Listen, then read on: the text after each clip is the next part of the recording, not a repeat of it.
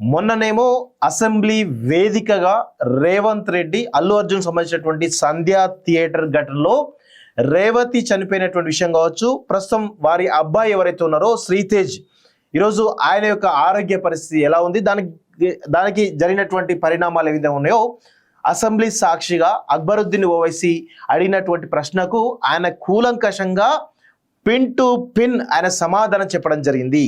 So దానికి సంబంధించి అల్లు అర్జున్ కూడా ఈరోజు రేవంత్ రెడ్డి మాటలను ఉటంకిస్తూ నన్ను ఒక బ్లేమ్ చేసేటువంటి ప్రయత్నం చేస్తున్నారు, నన్ను దోషం చేసే ప్రయత్నం చేస్తున్నారని చెప్పేసి చెప్పడం జరిగింది.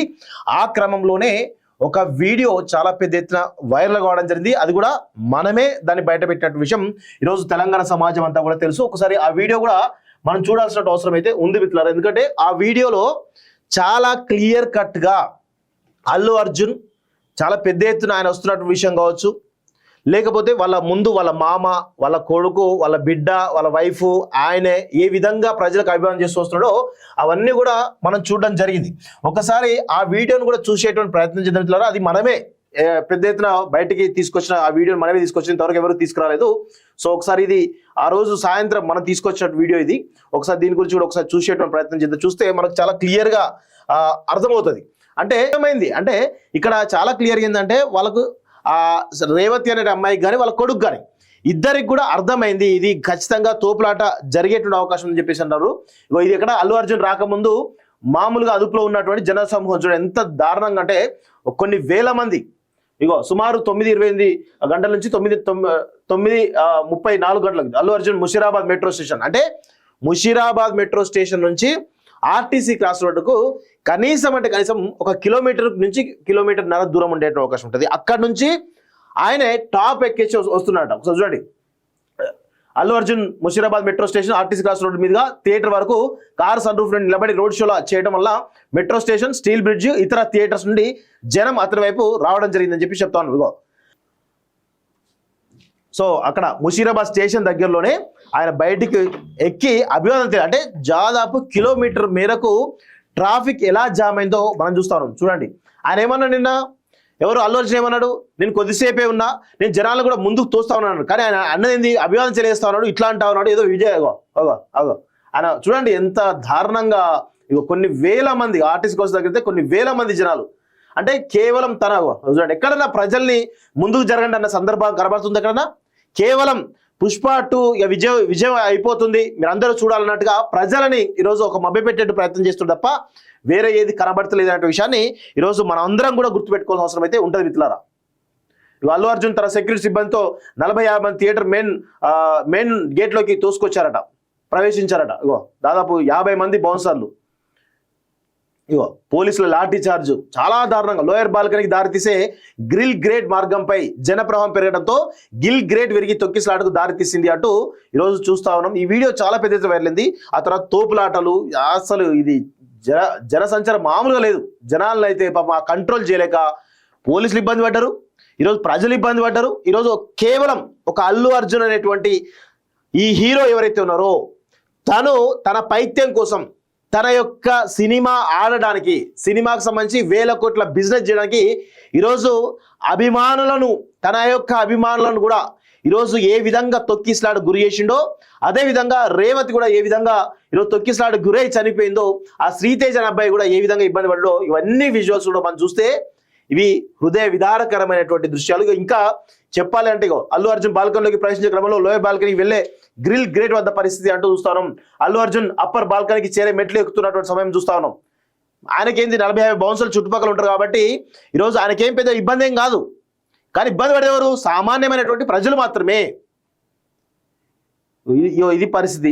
దాని తర్వాత చాలా రకాల పోలీసులు వచ్చిర్రు, పోయిండ్రు, ఇవన్నీ మనం చూసినాం. ఇదంతా కూడా ఆ రోజు జరిగిన సంఘటన మొన్న 2 రోజుల నుంచి 3 రోజుల నుంచి దాదాపు సోషల్ మీడియాను కూడా కుదిపేస్తున్నటువంటి సంఘటన మనం చూస్తా ఉన్నాం. ఇది ఒక సంఘటన జరిగినటువంటి విషయం.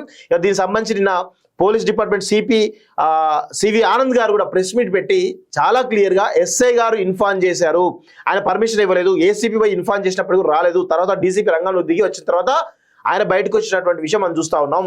సో ఇలాంటి ఘటనల వల్ల ఈరోజు ప్రజలకు ఏం మెసేజ్ ఇద్దామో తెలియట్లేదు. అయితే ఇదంతా ఒకవైపు ఎపిసోడ్ జరుగుతూ ఉంటే ఒకవైపు అల్లు అర్జున్ చేసినటువంటి తీరుపైన ప్రజల్లో ఒక రకమైనటువంటి అసహ్యమైనటువంటి భావనతోటి ఈరోజు ప్రజలందరూ కూడా స్పందిస్తూ ఉంటే, ఇంకొక వైపు అల్లు అర్జున్ను సమర్థిస్తున్నటువంటి బీఆర్ఎస్ పార్టీ యొక్క క్యాడర్ మనం చూస్తూ ఉన్నాం.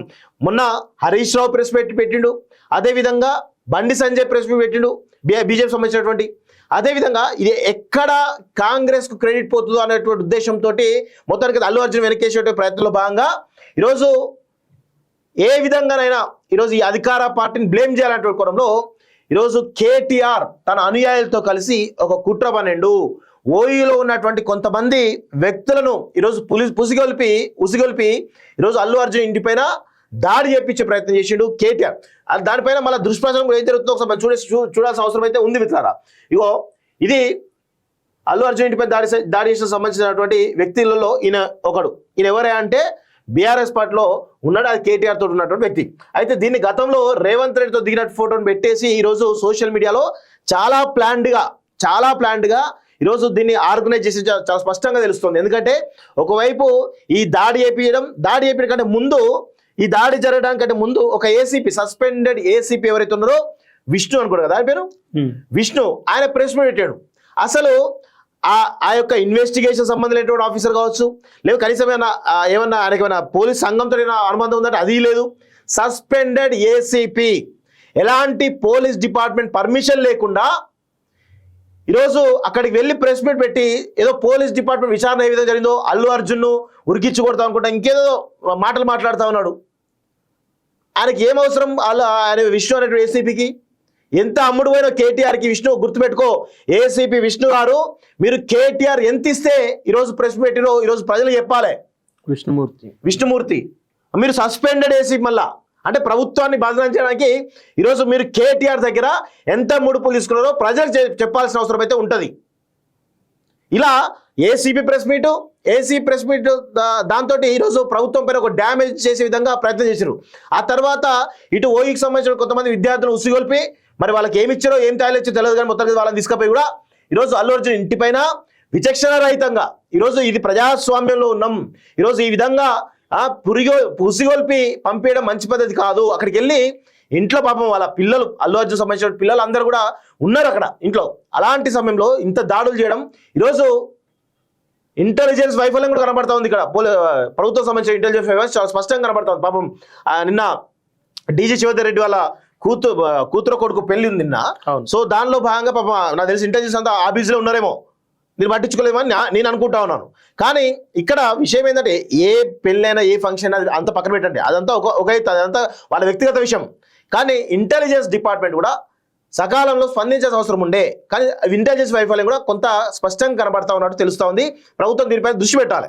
అయితే ఈ క్రమంలో ఓయూ వాళ్ళు వెళ్ళి అలా గలాట చేయడం, ఆ ఇంట్లో ఉన్నటువంటి పూల కుండీలు అవి అన్నీ ఇష్టం వచ్చినట్టు చేయడం జరిగింది. ఇదంతా ఇది ఎందుకంటే ఈ దాడుల సంస్కృతి ఎక్కడి నుంచి వస్తుంది అంటే ఇది బీఆర్ఎస్ నుంచి వస్తాయి. గతంలో నిజామాబాద్ ఎంపీ ఉన్నటువంటి ధర్మపురి అరవింద్ ఇంటి పైన కూడా ఇదే విధమైనటువంటి దాడులు చేసినటువంటి సంస్కృతి బీఆర్ఎస్ పార్టీది.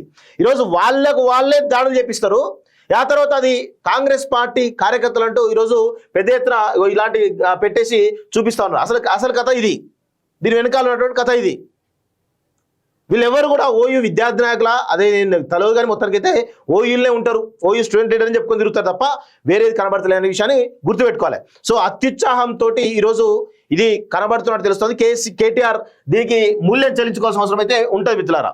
సో దీనికి సంబంధించినటువంటి ఘటన పైన ఖచ్చితంగా కేటీఆర్ ఈరోజు నీచమైనటువంటి ఒక సంస్కృతి దిగజారండు. కొన్ని మీడియా సంస్థలను ట్విట్టర్లో కావచ్చు, సోషల్ మీడియా వేదికగా ఉన్నటువంటి ప్లాట్ఫామ్స్లో ఉన్నటువంటి కొంతమందిని ఈరోజు రిక్రూట్ చేసుకొని అది ఇక్కడ దుబాయ్లో ఆఫీస్ పెట్టినట, దుబాయ్లో ఇక్కడ కాదు అక్కడ దుబాయ్కి షిఫ్ట్ చేసినట, అక్కడ నుంచి మానిటర్ చేస్తున్నట. ఇక దానికి సంబంధించి కేటీఆర్, దిలీప్ కొంతము, ఇక మిగతా కొంతమంది సోషల్ మీడియాకు సంబంధించినటువంటి ఎవరైతే బీఆర్ఎస్ పార్టీకి సంబంధించిన నాయకులతో వాళ్ళు ఈరోజు మిగతా మీడియా సంస్థలు అన్ని కలిసేసి ఈరోజు కేవలం వీళ్ళు ప్రభుత్వాన్ని బదనాం చేయాలి, కాంగ్రెస్ పార్టీని ప్రజల్లో చులకన చేయాలన్నటువంటి ఒక ప్రయత్నం తప్ప ఒక కన్స్ట్రక్టివ్ విమర్శలు ఎక్కడ కూడా కనబడతలేవు. నిజంగా కన్స్ట్రక్టివ్ విమర్శలు చేస్తే ఖచ్చితంగా అందరూ కూడా రిసీవ్ చేసుకుంటారు. మొన్న అసెంబ్లీలో ఏది ఆదిలాబాద్ సంబంధించినటువంటి బీజేపీ ఎమ్మెల్యే పాయల్ శంకర్ గారు రైతులకు సంబంధించినటువంటి గోసని ఎంత అద్భుతంగా అంటే ఆయన చెప్పినటువంటి కన్స్ట్రక్టివ్ క్రిటిసిజం అంటే దాన్నే ఆయన చెప్పినటువంటి ప్రతి అంశం కూడా ఈరోజు ప్రభుత్వం ఖచ్చితంగా ఆలోచించాల్సిన అవసరం ఉంది. దానికి సంబంధించి ముఖ్యమంత్రి రేవంత్ రెడ్డి గారు కూడా ఆ యొక్క కన్స్ట్రక్టివ్ క్రిటిసిజంని యాక్సెప్ట్ చేసిండు. ఖచ్చితంగా మేము దానిపై దృష్టి పెడతామని చెప్పేసి పలుమార్లు అసెంబ్లీ వేదికగా కూడా పాయల్ శంకర్ గారు పేరు తీసుకుని చెప్పడం జరిగింది. That is constructive criticism. కానీ కేవలం వీళ్ళు ఏం చేస్తారంటే ఈరోజు ప్రభుత్వాన్ని బదనాం చేయాలనేటువంటి కుట్ర, ఈరోజు రేవంత్ రెడ్డి మీద దుష్ప్రచారం చేయాలంటే కుట్ర.